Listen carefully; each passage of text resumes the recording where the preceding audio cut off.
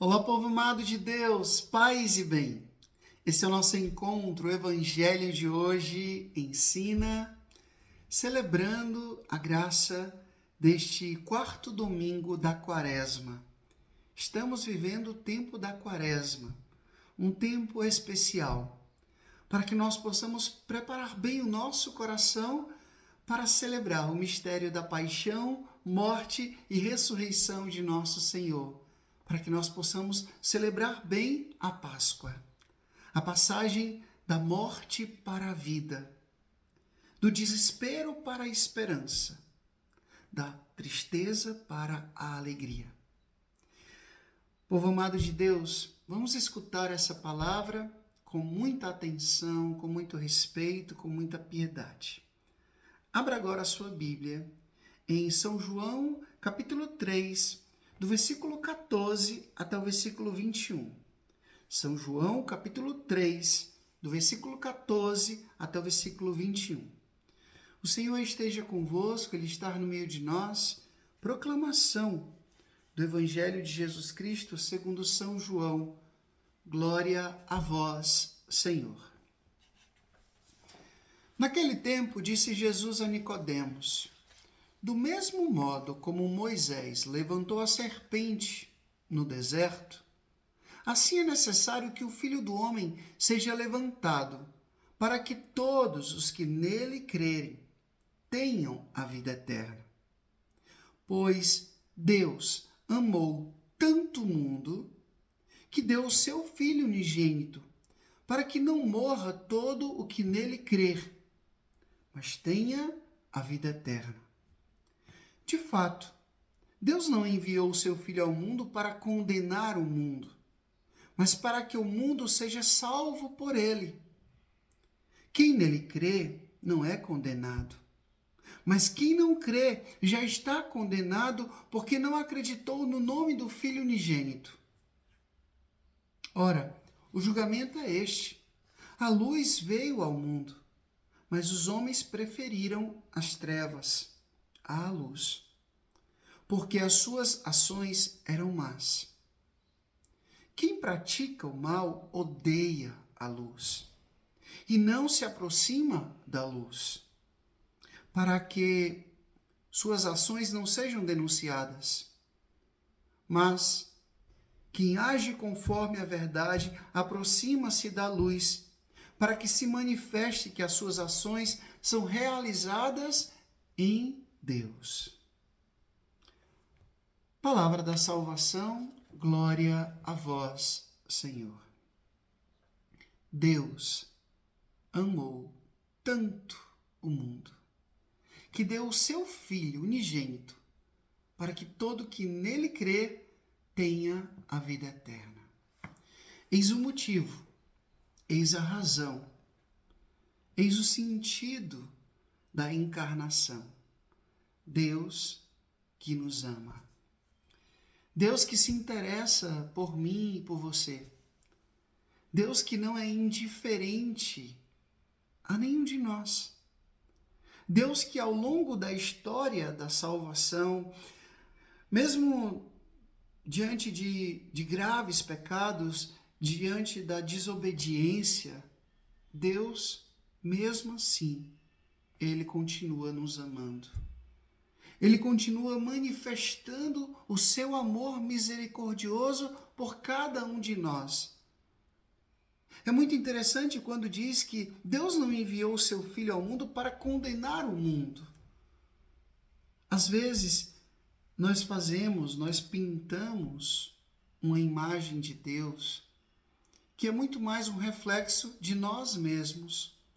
Eu falo sobre isso no meu livro Caminhos de Reconciliação, quando eu falo especificamente no capítulo, se você tiver esse livro, depois procura esse capítulo que fala da reconciliação com Deus, e eu falo ali sobre a cura das imagens que nós temos de Deus. Sim, porque isso influencia diretamente na nossa relação com Ele. Eu vou aqui, mais uma vez, contar um testemunho da minha vida, porque eu costumo dizer que uma das minhas primeiras experiências com Deus foi assustadora. Sim, eu me lembro que eu tinha ali 8 anos, 7 anos de idade, fui na missa e depois da missa uma senhorinha oferecia um lanche para as crianças e eu entrei ali na cozinha dela e tinha um quadro e naquele quadro tinha um velho barbudo, assim, carrancudo, com as mãos abertas e tinha ali um olho, uma mão, tinha um ouvido, um olho e uma mão anotando alguma coisa. Um ouvido, um olho bem grande e uma mão anotando alguma coisa. E eu fui cair na besteira de perguntar àquela senhora quem era aquele homem. Ela disse, é Deus, que tudo vê, tudo escuta e tudo anota. Povo amado de Deus, eu lembro que a partir daquele momento, toda vez que eu escutava o nome Deus, adivinha o que me vinha à mente? Aquele velho, carrancudo, ranzinzo, que estava me olhando, me ouvindo e anotando tudo que eu fazia de ruim, porque estava muito interessado em me condenar. Aquele Deus bodegueiro, né?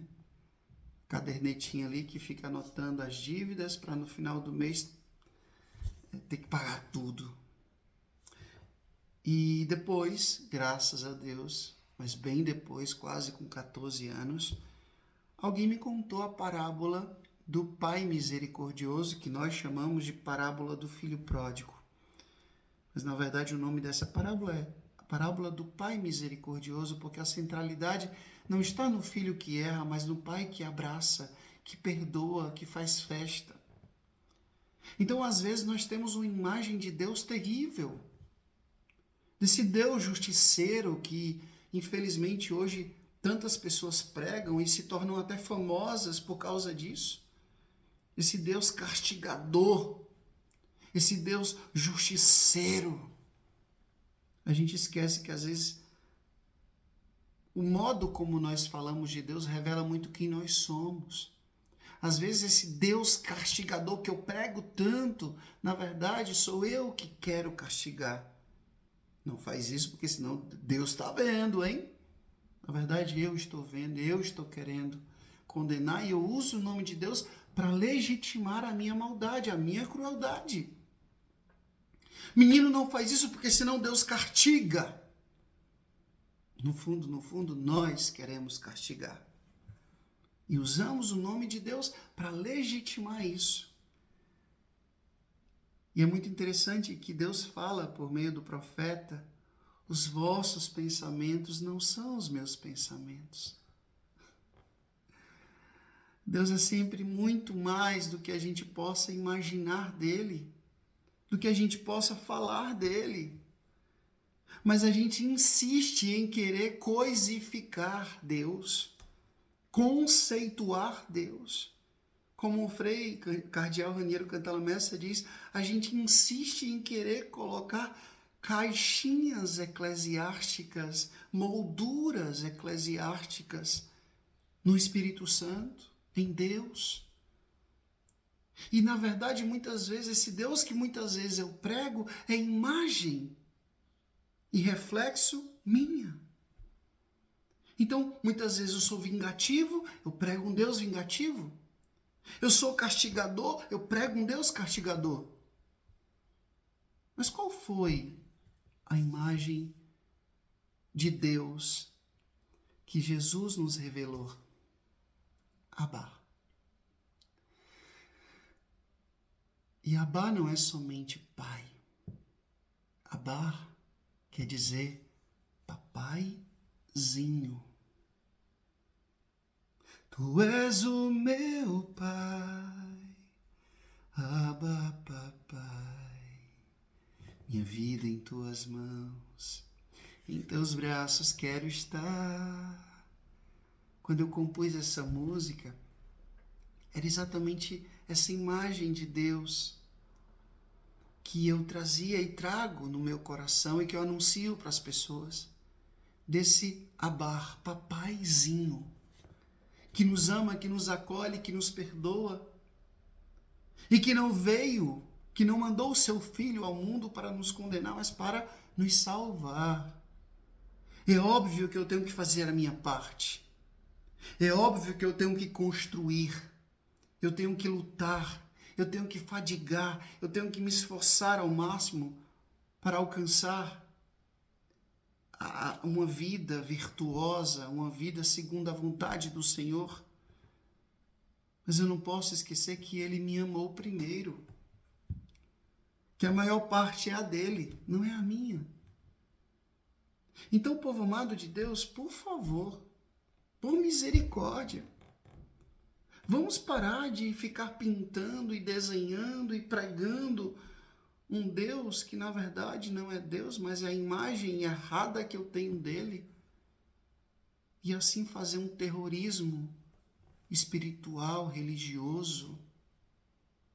Eu sei que muita gente ganha dinheiro com isso. Se você não der, se você não fizer do jeito que eu estou lhe dizendo, Deus vai te castigar. E no fundo, isso é uma instrumentalização do discurso religioso para obter o que quer e não o que Deus quer. Isso é terrível. Isso é assustador. E eu sinto muito dizer, isso está na moda. Tem muita gente crescendo na internet, tem muita gente enriquecendo às custas disso. Usar o nome de Deus em vão. Usar o nome de Deus para, na verdade, exaltar o próprio ego e não a Deus mesmo.